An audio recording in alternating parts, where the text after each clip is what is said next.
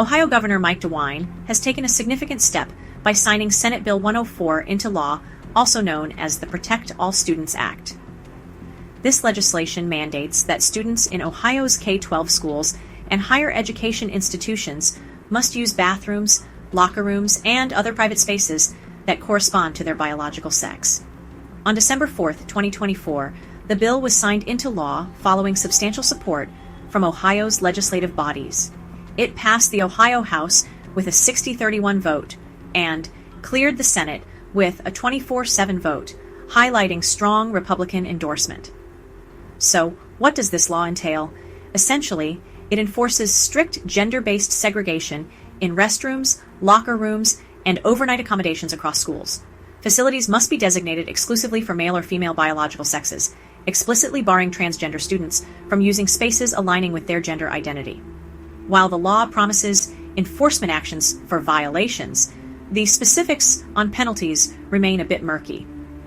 Ohio is now the 13th state to implement such restrictions for K-12 schools, joining the ranks of Alabama, Arkansas, Tennessee, and others. Furthermore, states like Florida and Utah have taken even broader steps, extending similar restrictions to all government-owned facilities. Supporters of the bill argue it's all about privacy and safety, particularly for female students. They also stress parental concerns about mixed-sex spaces.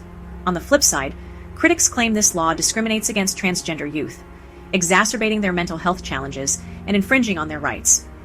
As expected, legal challenges are already on the horizon. Now let's zoom out a bit. The passage of this bill is wrapped in a larger political context. The recent 2024 presidential election showed a shift in voter sentiment, with many swing voters expressing dissatisfaction with the Democrats' focus on cultural issues, including transgender rights. This sentiment contributed to Donald Trump's victory over Kamala Harris. Republicans see this legislation as aligning with public opinion on safeguarding traditional values. This law has sparked a divided debate.